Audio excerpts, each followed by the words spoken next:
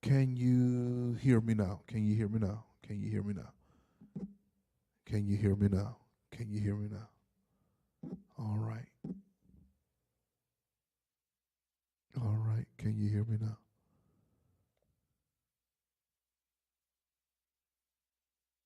Testing one. Can you hear me now? All right. Praise the name of the Lord. Well, if you would go ahead, greet me. I see several of you already commenting in the comments. If you would greet me, let me know that you're joining us tonight for our first deeper Bible study in about a month. We took the month of July off for our season of consecration, and we are back again tonight, uh, resuming our deeper Bible study. And while you're greeting me, if you would go ahead and hit that share button, let somebody know that we're in the virtual space and that we are preparing to open the Word of God and that they want to be touched by the truth that we're going to share on tonight. All right. And while we're going through this lesson, I invite you to engage with me in the comments. I invite you to hit the like button, hit the heart button, make sure that we're seen in the social media algorithm. And the more you do it, the more the people will see us, the more the people will be able to hear what we are sharing with you from the scriptures. All right, I want to get started very quickly. The first thing I want to do tonight, I need to get a commitment from you. I need you to commit to being in all 5 deeper Bible studies in the month of August. Every Tuesday for the month of August. I want you to commit to not missing one of these deeper Bible studies. I've not taught on this subject since I've been the pastor of this church.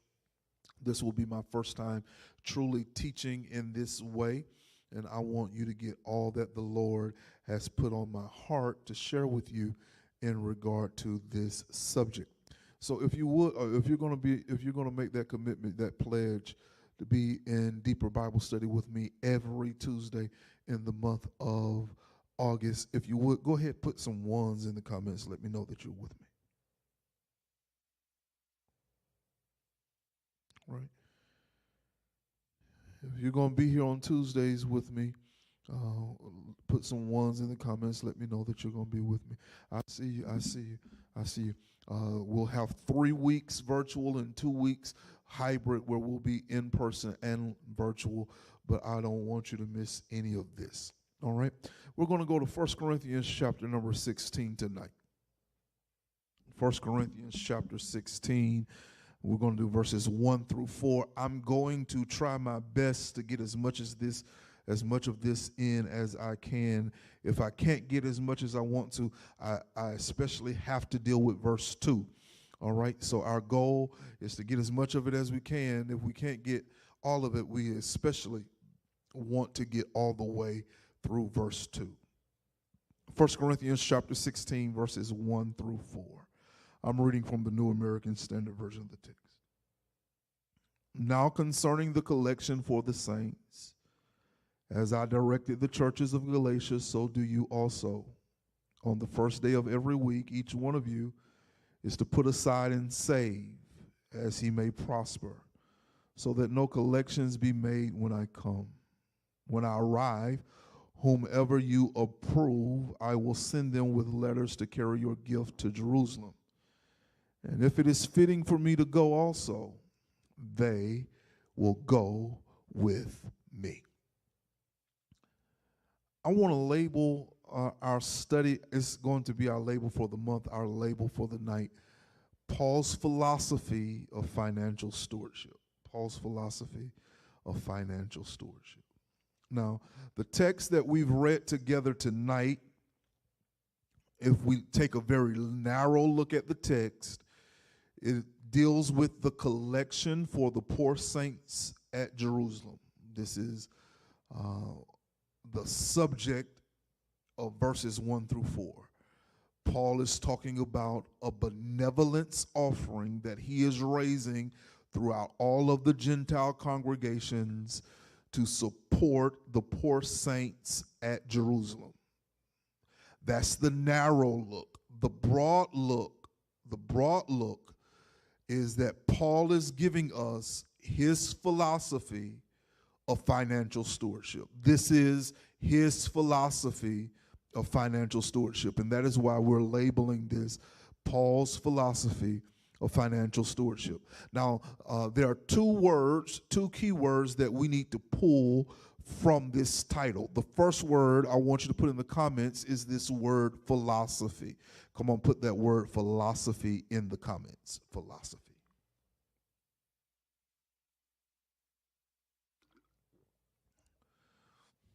Philosophy. This word philosophy describes for us what a person believes, that's one, and two, how that person behaves in a particular discipline. So if you are a teacher, most teachers have a philosophy of teaching. I, as your pastor, have a philosophy of preaching, a philosophy of pastoral ministry.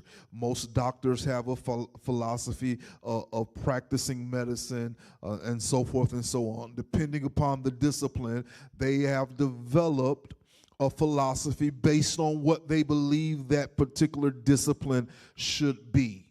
That's one. And then because I believe this about this discipline, now I have these set behaviors that I'm going to do because I believe what I believe about this discipline.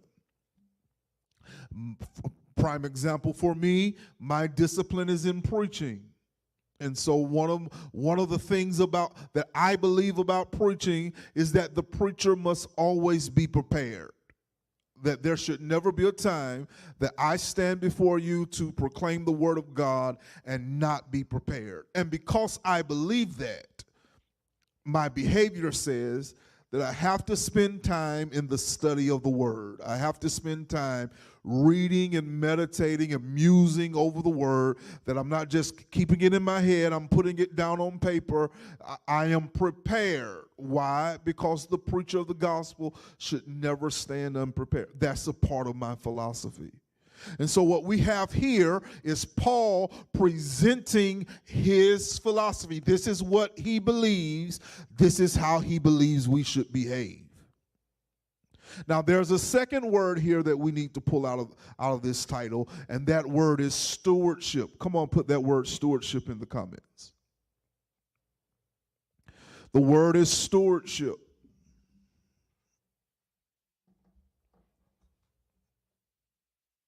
Now, when we start talking about stewardship, we're talking about the management of something that belongs to someone else. Stewardship says, this is not mine, it belongs to someone else. But they've entrusted it to me to manage it. So, early in this lesson, I'm going to have you make a confession in the comments that's going to be a little hard for you. I know it's going to be a little hard. I know it's going to be a little hard, but we're going to get through it together. I'm going to put it on the screen. And I want you to put it in the comments. Here it is. It is not my money.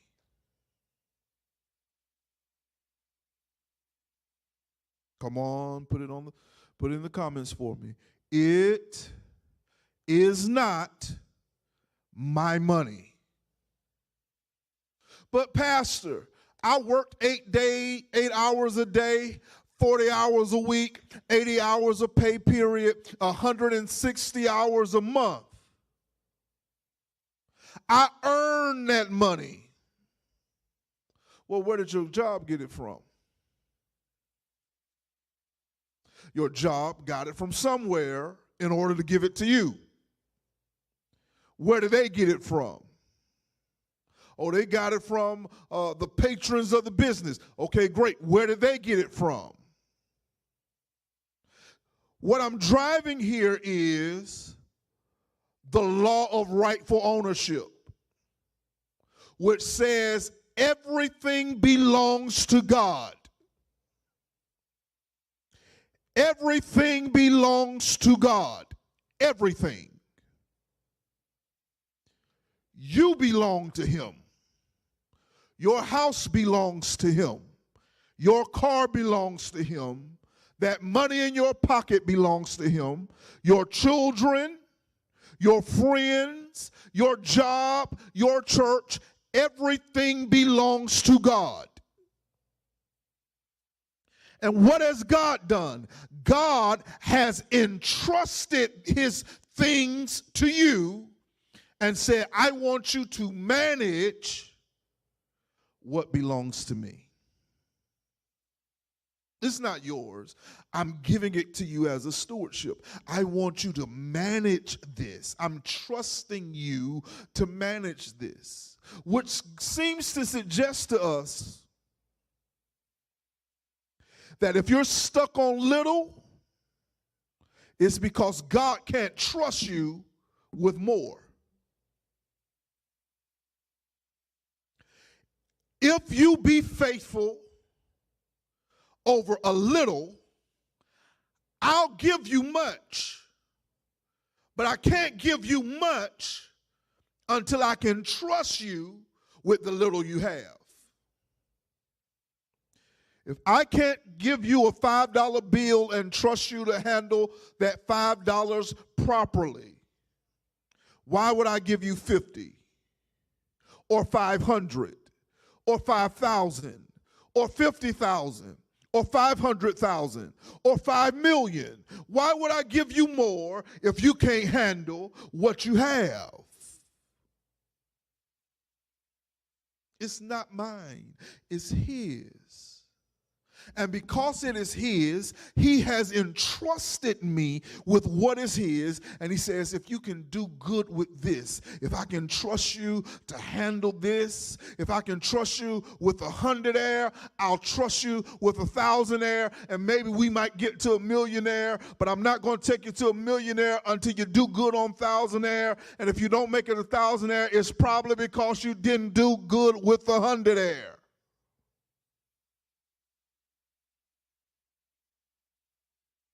And so when you come to 1 Corinthians 16, the question on the table is, how do we handle giving? That's the narrow lens. The very narrow lens is, how do we handle giving to this collection? But if we expand it out a little wider, it becomes, how do we handle our finances? How do we handle our money? God has blessed us with his resources. What do I do with them? And Paul answers in a very straightforward way. No fluff, no beating around the bush. Paul answers in a very straightforward way. And his answer is, and here's the thesis of tonight's lesson, we must be intentional with how we steward God's resources. We must be intentional with how we steward God. Why don't you put that word in the comments? The word is intentional. It's in all caps on your screen.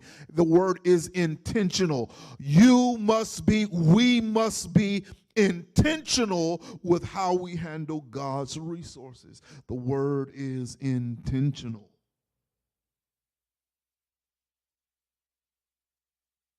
The word is intentional. Now, there's a root word in this word intentional, and that root word is intention. That if God has given you some resources, you ought to have some intentions to handle what he's given you. Well, what's an intention? You should have a plan. If God gave you the amount of money that you really want right now, do you have a plan for what you do with it? If we're in Georgia, if the Lord breathed on your mind and gave you those numbers, and you just so happen to win the lottery, what's your intentions? What's your plans?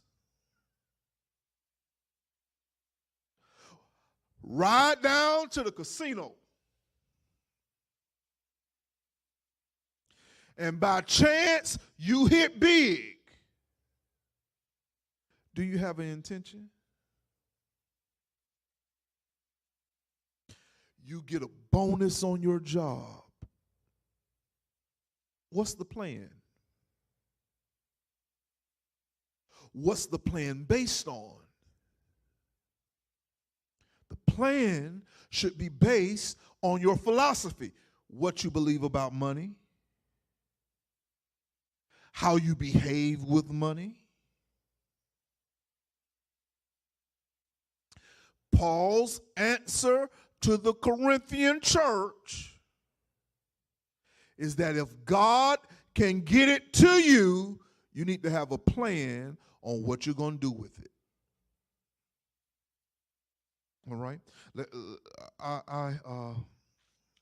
I'm going to skip verse number 1 where he deals with this collection, and I'm going to jump right into verse 2, okay? We're going to jump right into verse 2. Now, I need to say this before we get into verse 2. What we're fixing to discuss is basic principles. So that means very narrowly, they apply directly to the offering that Paul is talking about in the text. It is explicitly written in the text, verse 1, that he's talking about the collection for the poor saints in Jerusalem. But we can zoom the lens out. And when we zoom the lens out, this is about how you handle your money in general. This isn't just about how you handle the offering, although it applies to the offering. It also deals with how you handle your money in general, okay? So listen. It's finna get tight. It's gonna be a bumpy ride. But we're gonna get through it together. If you're gonna hang in here with me, go ahead, put some twos in the comments if you're gonna hang in here with me. Come on, give me some twos if you're gonna hang in here with me.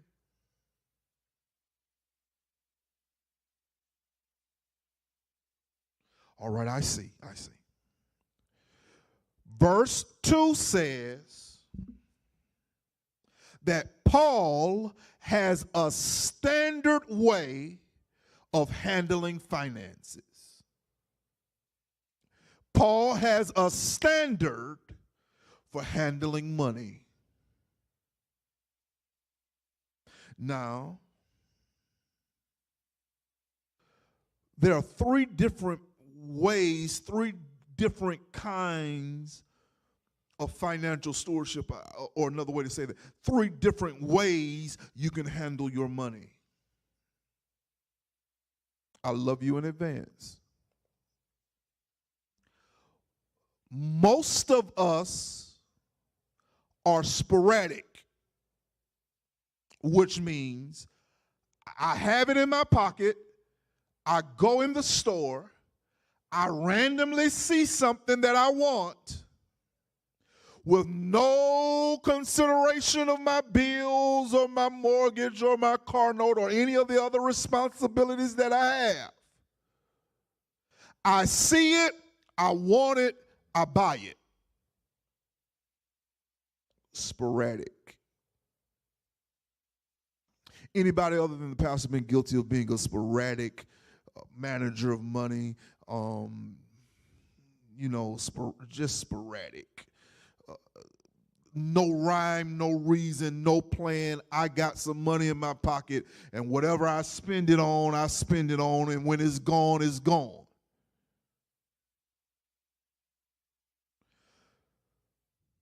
Most of us handle our money sporadically. Here's the second. Then, not just sporadic, there's sacrificial management of money. Show you how this works, sacrificial management of money. So the refrigerator breaks. And now, even though you didn't have the money to buy a new refrigerator, other things have to be put on the back burner because we got to sacrifice to get this refrigerator. Anybody identify with that? Anybody identify with that? Go ahead, put some threes in the comments if you can identify with what I'm saying. That hey, it wasn't in the plan, but it was necessary, so I had to spend it anyway. Now, let me go back to this sporadic because I only talked about it in the wide, broad sense. Let me bring it to giving. Sporadic givers are people who only get their offering together when they get to church. They've not planned what they give. So you might get $1 this Sunday. You might get $5 next Sunday. If they got the income tax or got a stimulus check, you may get 10. But there's no rhyme or reason to their giving. It's very sporadic. You may not get anything from them at all. Now, using giving, we're going to come over here to sacrificial. Sometimes the Lord will press on your heart to give something more than you would regularly give. The Lord blessed me a few years ago. And when the Lord blessed me, He pressed upon my heart to give a sacrificial offering. It's still hard to talk about it even now because it was 5 figures before the decimal point. 5 figures. One offering, 5 figures. I even tried to use the first lady. I went to the first lady hoping she was going to say, no, I don't know if we should do that. And went to her and she talking about, if the Lord told you to do it, baby, go on and do it. It's not an often thing. It's not all the time. But sometimes the Lord will press upon your heart to give something more than you normally give. So you have the sporadic. You have the sacrificial. Here's the third, and this is where we're going to camp. You have those who handle their money with a system. Come on, put this word system in the comments. Come on, put this word system in the comments. A system of giving. A system of handling your finances. Come on, put that word system in the comments. This is where you should live. This is where I want to get you. This is what this teaching is designed and tailored to. This is the end goal for this series, to bring you from just being a sporadic giver to being a systematic giver, to having a system of giving. I personally have a system of giving. I'm not telling you to do something that I don't do. I have a system of giving. Every week, I'm going to pay that 10% tithe. Every week, I'm going to give my pastor, Bishop Brian Keith Hodges, 5% of my total income every week. Every week. Now, I'm moving from just giving to the church to financial management at all. Every week, I'm going to put 50% of my check into our family account. I'm going to put another 10% in savings. Each of the savings accounts gets 10%. The investment account get 10%. And now that I got Deuce and Kendall are going to get $5 a piece. Every time I get paid, I have a system of handling my finances. Why? Because this system keeps me from being sporadic. This system says that I'm intentional with my money. I have a plan for my money, and I can do everything I need to do with what I have. Why? Because I sat down and I put together a plan based on what I believe about money, and I set up a system. I can't go and buy no Gucci belt because it don't fit in my system.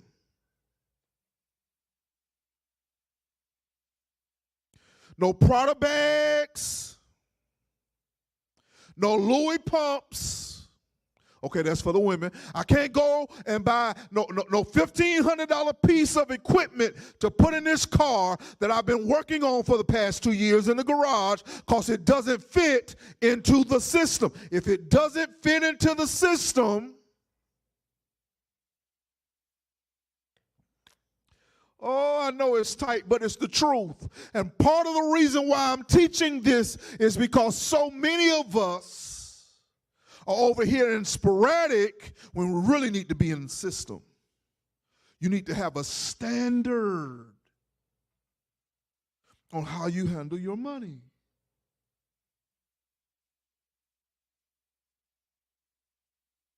So, Paul's philosophy, I'm moving ahead.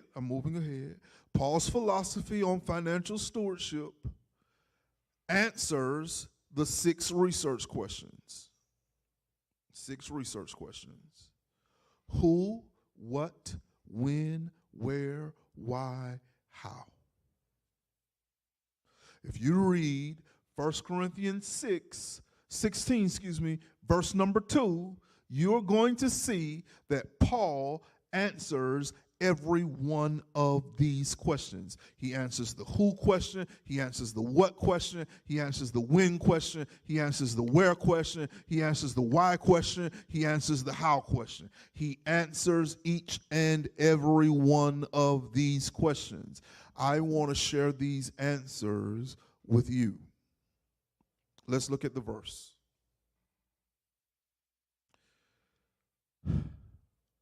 On the first day of every week, each one of you is to put aside and save as he may prosper, so that no collections be made when I come. On the first day of every week, each one of you is to put aside and save as he may prosper, so that no collections be made when I come. Paul is going to answer all 6 of these research questions with this one verse.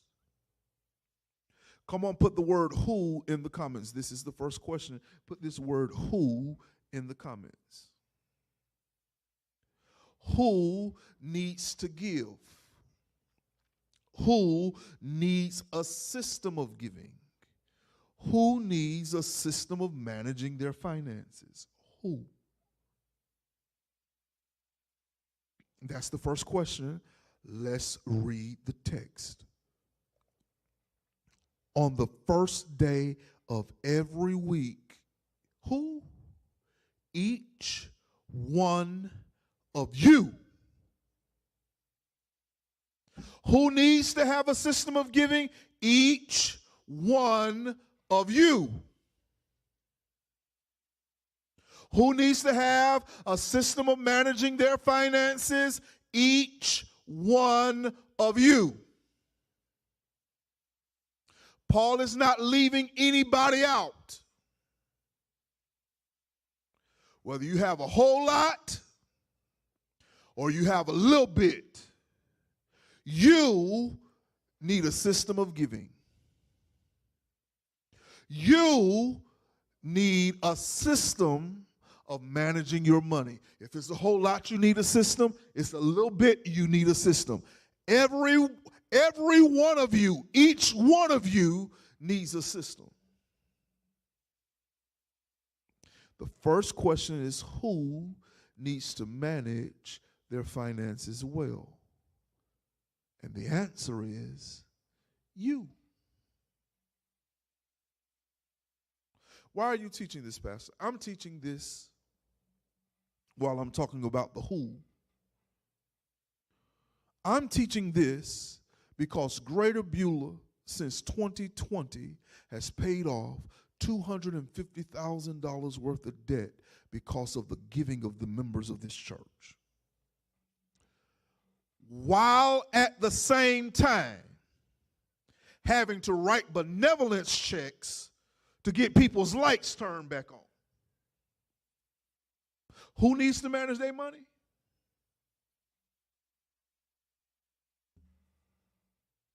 We have paid off $250,000 worth of debt since 2020 and have had members of our church who couldn't meet their rent, couldn't meet their mortgage.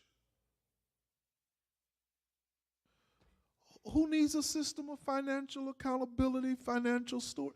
You do. We receive benevolence so that we could be a blessing to people who are having a hard time. But it's more important that we teach you that you need a system so that you don't end up over there, so that when the church comes out of debt, you're out of debt.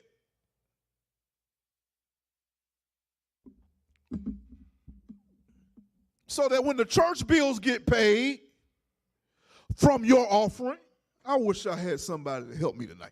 When the church pays their bills off of your offering, you have your bills paid. Why? Because you've already established a system. You already have a plan. There's an intention. You know what you believe, and you know how to behave with that money that's in your pocket. Who needs this? You do.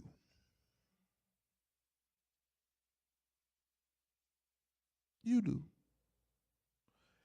On the first day of every week, each one of you is to put aside and save as he may prosper, so that no collections be made when I come. I don't care if your bank account has so many zeros on it, you can't see the end of the number.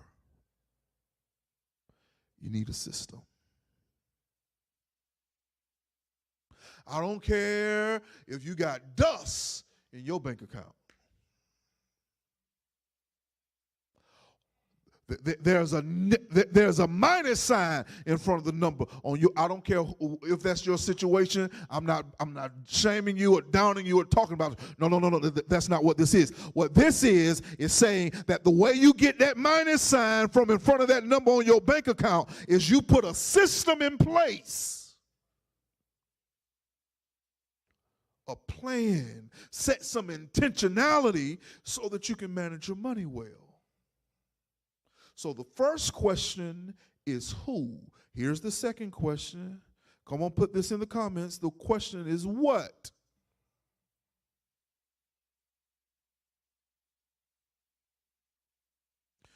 Now the question becomes what? Not just who needs a system of giving, who needs a system of financial management? What do I do? Tell me, Pastor, what do I need to do? I'll tell you what you need to do. You need to read 1 Corinthians 16, verse number 2. On the first day of every week, each one of you is to put aside and save. You are to put aside and save. All right. Come on, put that word save in the comments. Save. Put aside and save. It's interesting that Paul uses a Greek word here, thesaurizo. It means, and the word here means to keep something safe for some future event. This really interested me because it suggests that the money the Lord has entrusted you with is in danger.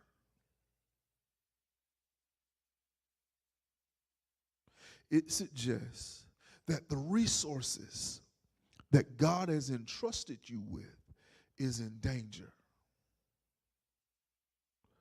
What's the danger that your money and resources is in? Your desires, your lusts,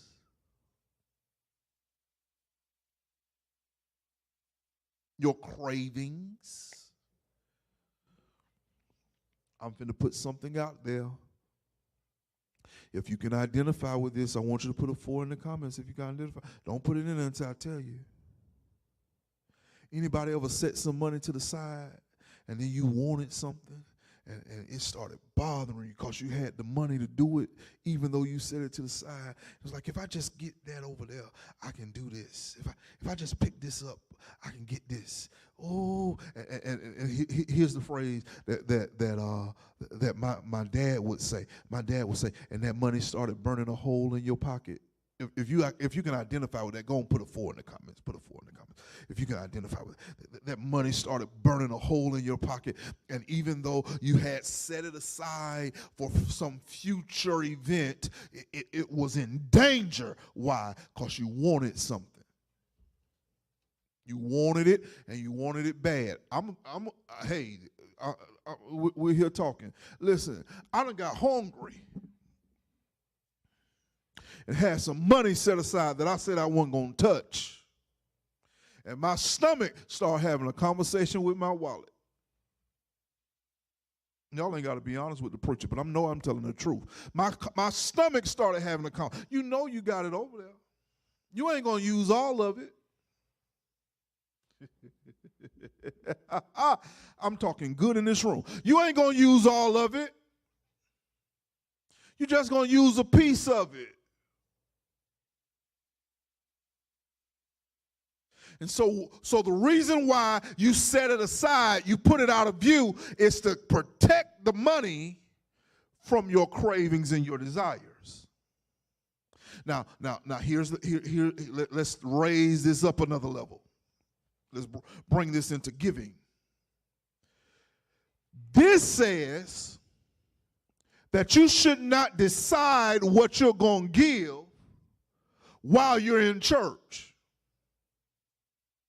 It should have already been put aside. The Lord's money should have already been set to the side.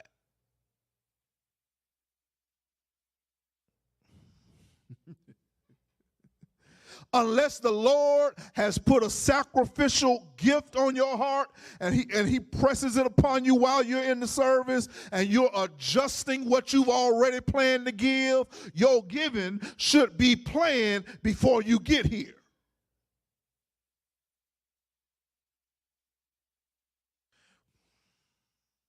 Why?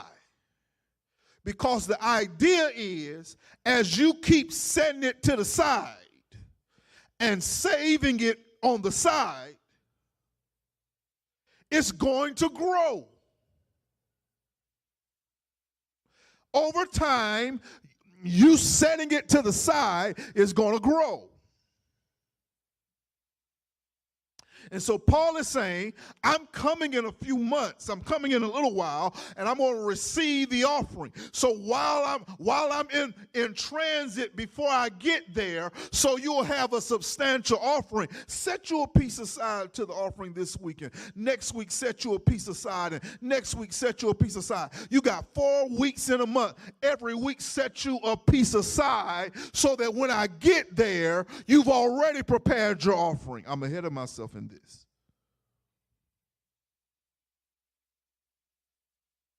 Now let me throw in some syntax. Syntax says that this is a present active, which means this is continuous action, which is to restate what I just stated. That you don't just do this one time. You can't put money in savings one time. You got to keep on putting money in savings. And that's why I've automated my system so that all I got to do is make sure the money is there. And my system is going to put some money in savings every week for me, my family, for my children.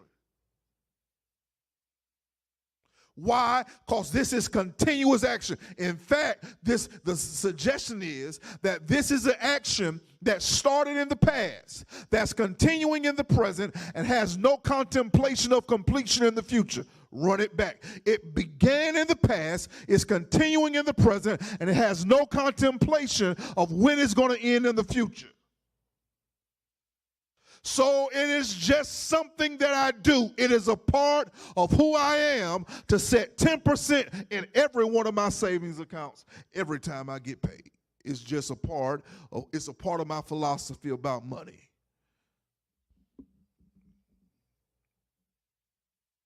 It's a part of my philosophy. Who, what? Here's the next question. Put it in the comments. The question is when. If I'm doing all right, go ahead, put that win in the comments. If I'm doing all right, let me know. I know it's a little rough. We don't have these conversations often.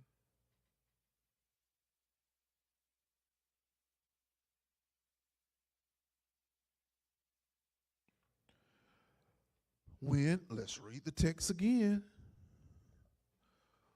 When do I use my system? Forgiving my system for financial management on the first day of every week. Oh God, it's right here in the Bible. It's in the Bible. How to do this is in the Bible. It's in black and white. He says, on the first day of every week, each one of you is to put aside and save. Now, we can be surface. We can be surface. The surface here is that the first day of the week, Sunday, was worship day. And so, before you go to worship, set your money aside. Before you go to worship, allocate your funds to where they need to go. That's okay. That's okay. We can go with that. But there's another level here. The first day of the week was payday. You work Sunday through Friday, Sunday to Friday. Sabbath is on Saturday. No work is done on Saturday. But when you go to work on Sunday, and you get that check on Sunday, the first thing you do is set the Lord's money aside.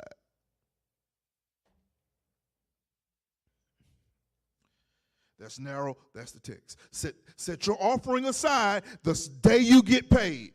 Let's raise that up in general, okay?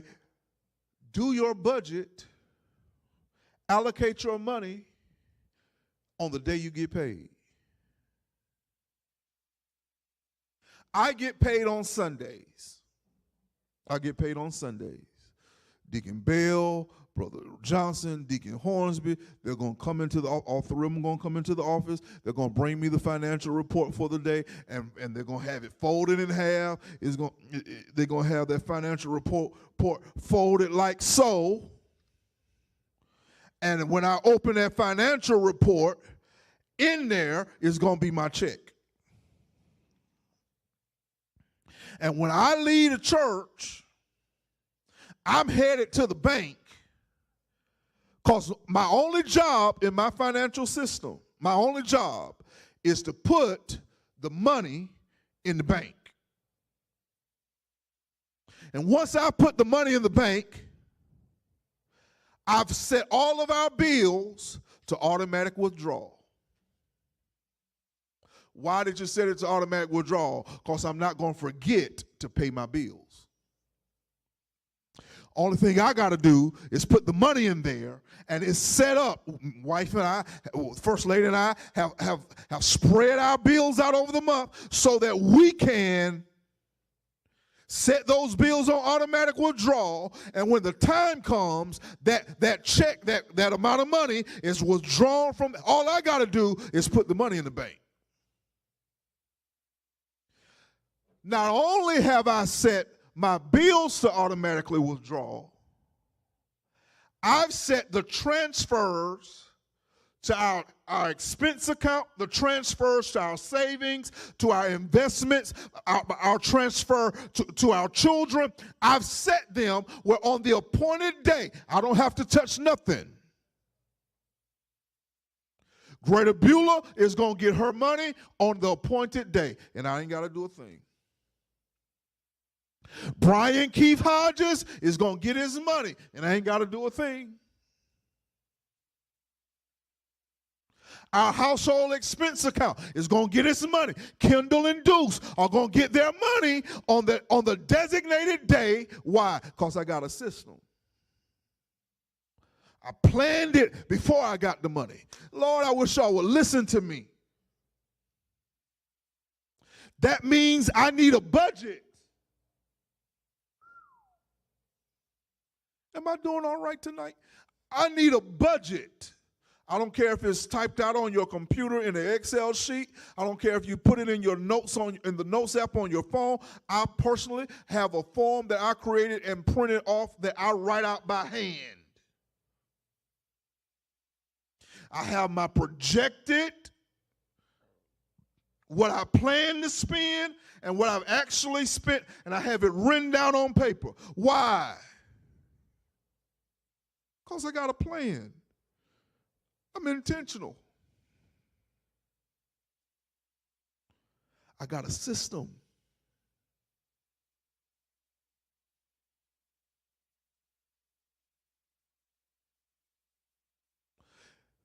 Paul says that when you get paid, you need to set your money aside. Because you want to know what's going to happen if you don't set that money aside when you first get it? It's going to be a sale.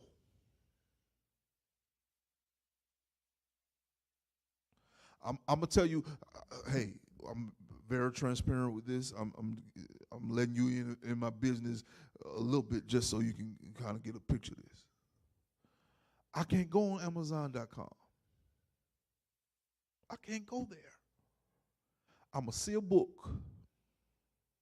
Every one of them books, just about every book I buy is no less than $10 for the Kindle book. And then when I buy the audio book, it's going to be $12, $15, $16, $20 to buy the audio book. And then if it's a book that I'm really interested in, I'm not just going to buy the Kindle. I'm not just going to buy the audio. I'm going to spend another $17 to buy the hard copy, so I can have it on my shelf, you understand? Because I pastor Greater Beulah, and Greater Beulah don't have no slouch for a pastor, so when you walk in his office, you look in his office and you see books everywhere. He studies, he's learned, he's educated, cultured. But that, okay, let's put that together. So the before tax, the Kindle was $10. The audio book was another $15, so now we're at $25. Then the hard copy was another $15. I done spent $40 on one book. I can't go by the Robe catalog. I can't do it. I can't do it. I can't do it. Go by. I don't have a problem with shoes. I don't have a problem with clothes. Got a problem with robes. If I wanted to wear a different robe for just about every Sunday of the year, I have enough clerical garments to dress in a different arrangement of clothing every Sunday of the year. That's how many of them I got. But buying robes don't fit into my system. Oh, and they not cheap. They not cheap. I got a project out right now that costs $400.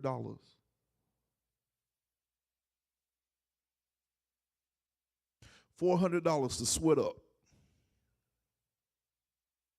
So because I know that I'm inclined to spend my money, I got to have a system in place already to safeguard me, to protect me from that.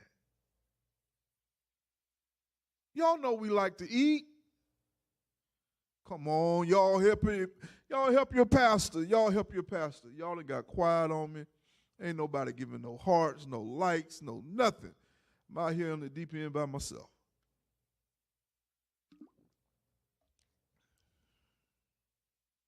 But does it fit into the system? Does it fit into the budget? Because by doing this at the first of the week when I get paid, you know what happens? I know how much I have that I can spend on the books. I know how much I have so that I can go to Longhorn.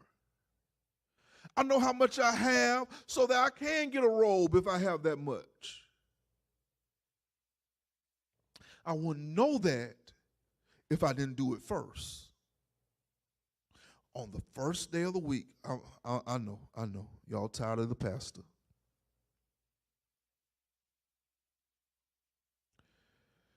Come on, put when, excuse me, it's not when, this is where. Let me correct that. The next question is where.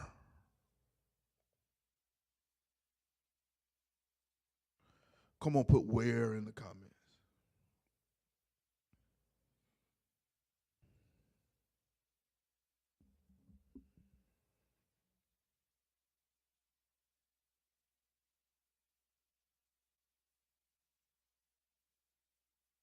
The question is where. Let's read the text one more time.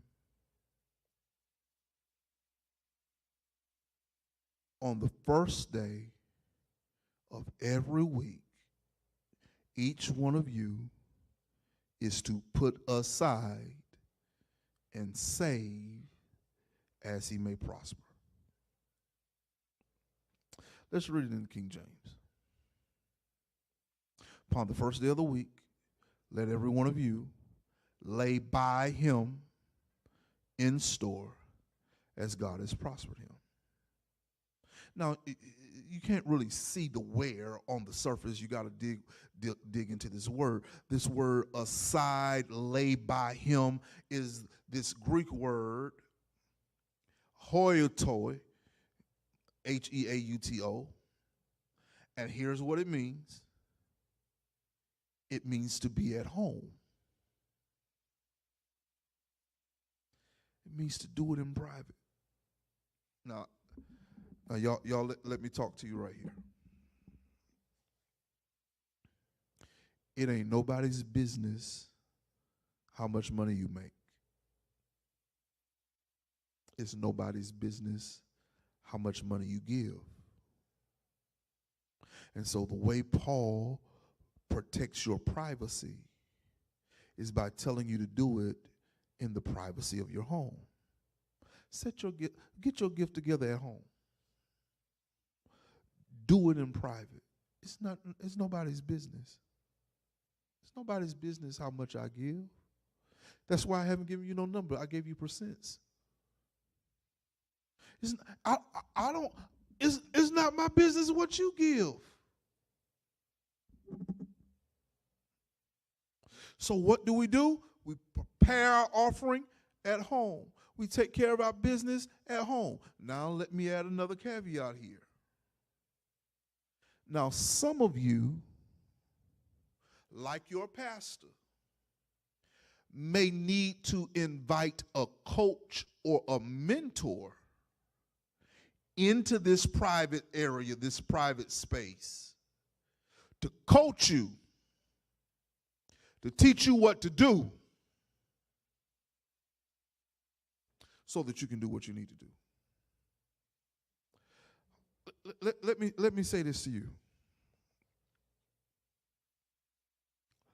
I am 35 years old, And I got about a good 30 years of pastoring left on my agenda. Me and the Lord has already had conversation. At 65, I'm not going to stay and tear no church down because I've went longer than I should. Me and the Lord already talked about it. 65, I'm going to the house. And if me and the first lady decide we want to buy an RV or jump on a plane and drive or fly from one side of the country to the other, coast to coast, border to border, and around the world, 165 hit, that's what we're doing. But I can't do that if I don't start preparing for it now. And so I have somebody in my life, let me back up. So one of the blessings that this church gave me is a financial package, and in addition to the financial package came a financial planner. Somebody to tell me, hey, you can be a little more aggressive on that investment. You need to put some money over here. Take some of the money you got here and put it there. It ain't nobody else's business. But to help me get to where I need to be, the Lord allowed me to bring somebody into the privacy of my personal finances to help me. And you don't need to be so proud that you won't let somebody help you. Now, I ain't telling you to tell the world your business, but there are some people that can help you get on the right road. Because I'm telling you, 65,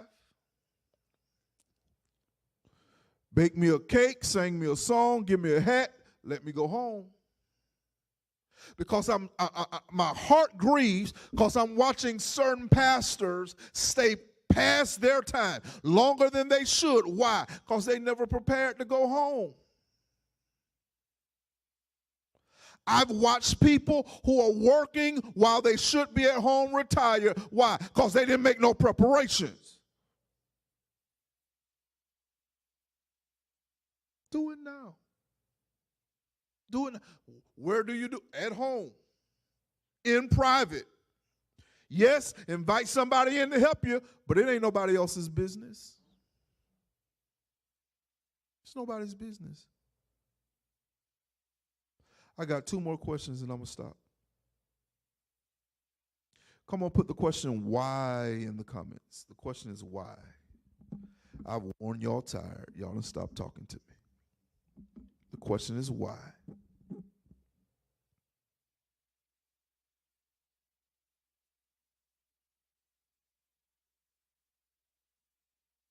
Let's read the text again. On the first day of every week, each one of you is to put aside and save as he may prosper, so that no collections be made when I come.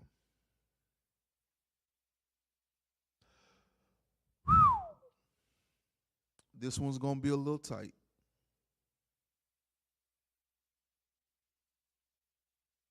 Y'all love me? Y'all love me? Y'all love me?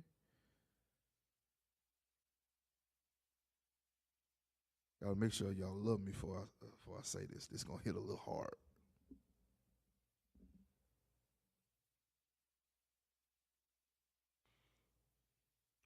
Paul says, go on and do it now, so when I get there, you don't have to beg. You don't have to scrape and scrounge up money to meet your obligations.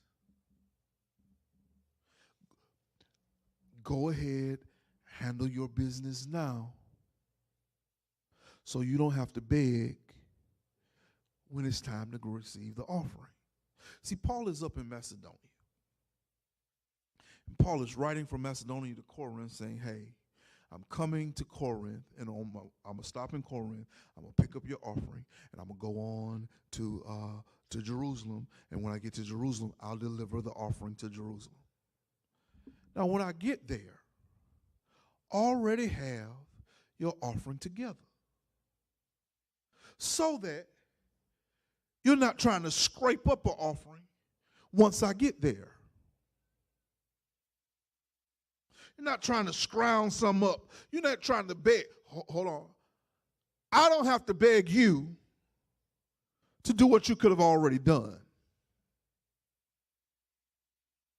That's giving. Let's go to the broader spectrum of this. Set your system and plan in place. So when it's time for you to pay your bills, you're not scraping and scrounging trying to pay the bill.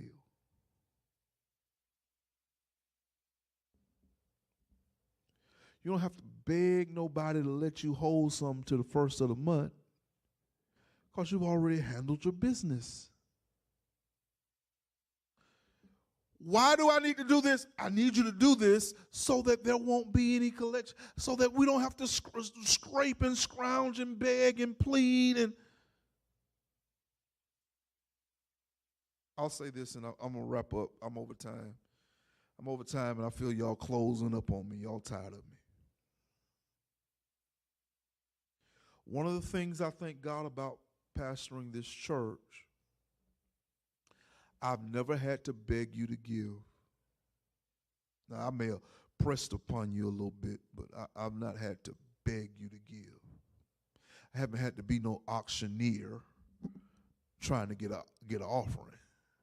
I mean, I got 100, 100, 100, 100, 50, 50, 50, 50, 25, 25, 25, 5, 5, 5, 5. I ain't had to do none of that. We need to give. This is the need. This is where we are. And you've responded.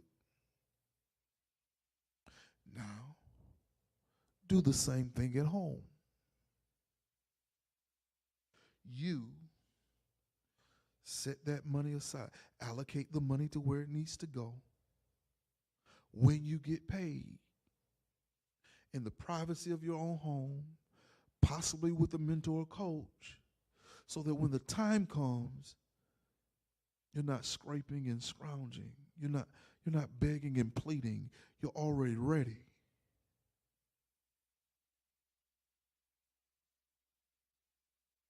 Here's the last one. Come on, put how in the comments.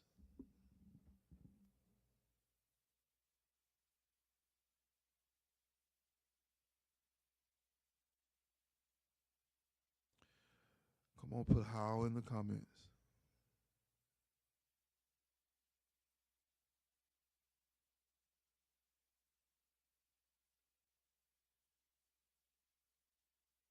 All right, I'm having a little difficulty here. Let's see if we can't fix it over here. The question is how.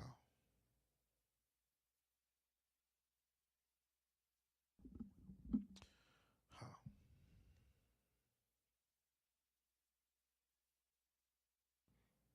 Read the text one more time. On the first day of the week, each one of you is to put aside and save as he may prosper.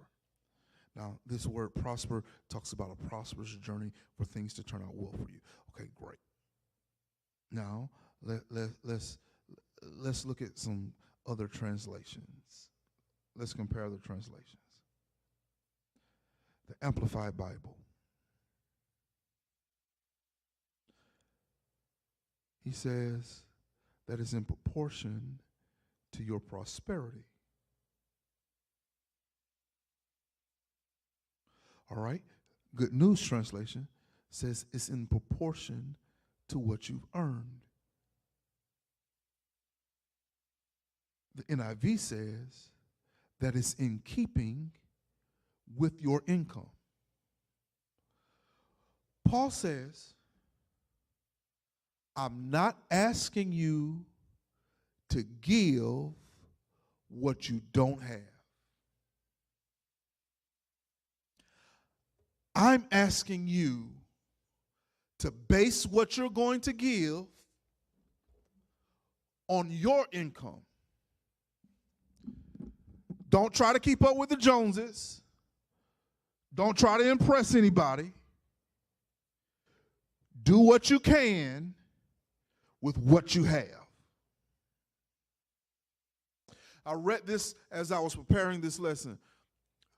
The author said, if your outgo exceeds your income, then your outgo is your downfall. It has to be in keeping with your income. How much money do you make? I'm not asking you to tell nobody.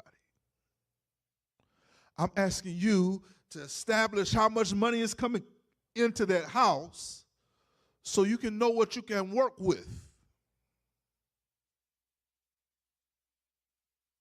See, give your tithe, give your offering, set your money in savings, pay your bills. Well, Pastor, I ain't going to have nothing left over. But everything is taken care of. I'd rather be broke with all my bills paid than have a pocket full of money and my lights are off.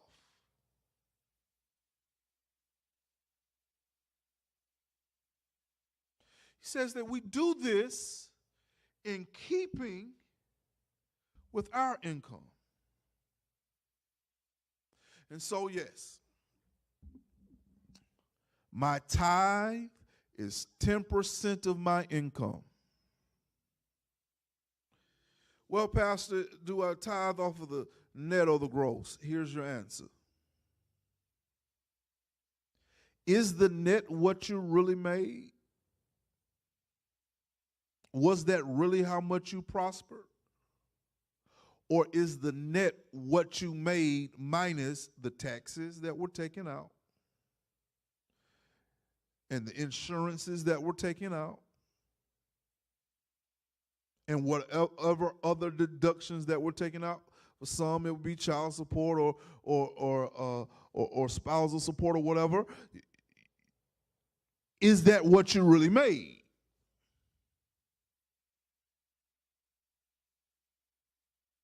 Because if your net is what you really made, then tithe off the net.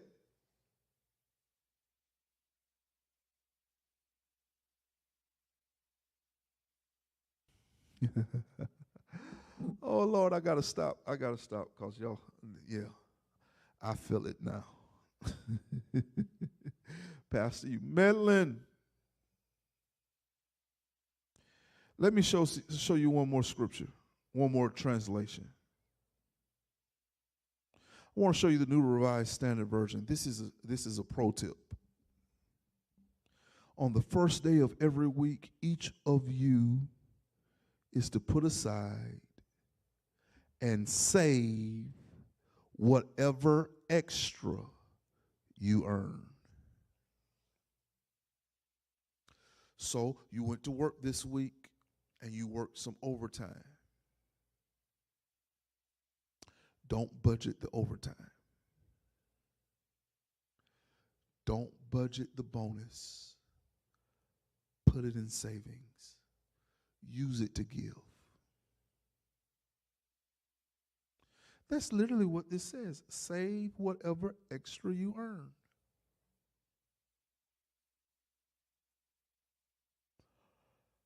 All right. I'm going to stop.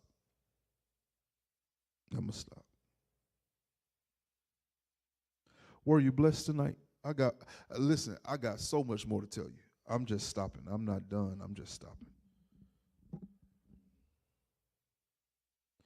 If you were blessed tonight, go ahead and put some fires in the comments. A little bloody, but blessed.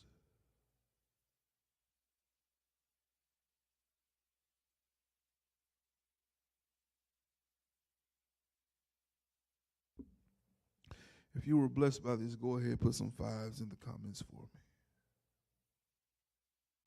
Now, I'm going to be teaching in this way for the rest of the month. I'm going to be preaching in this way the rest of the month. So prepare yourselves. Let me say this. God would not have me teach this if he didn't want to give you some money.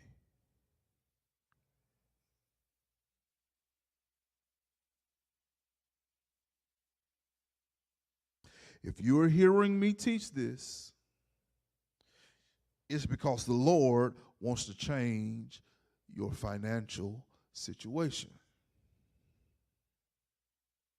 But before he can change your financial situation, he has to change your financial philosophy, how you see money, what you believe about money, how you handle money.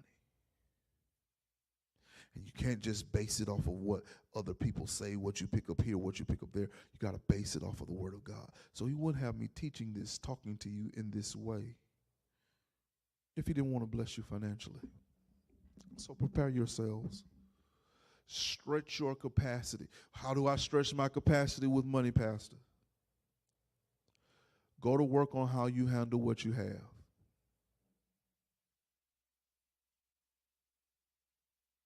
Go to work on how you handle what you have.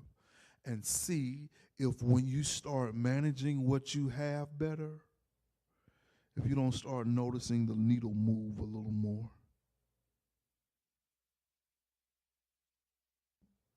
Yeah. We're all in, and we are inviting people to be a part of worship. We'll be in the sanctuary Sunday. We'll be in the sanctuary Sunday. We're going to postpone the Lord's Supper to the second Sunday, but we will be in the sanctuary worshiping Sunday. On the second Sunday, we'll do the baptism. We'll do the Lord's Supper. We'll issue out ministerial credentials.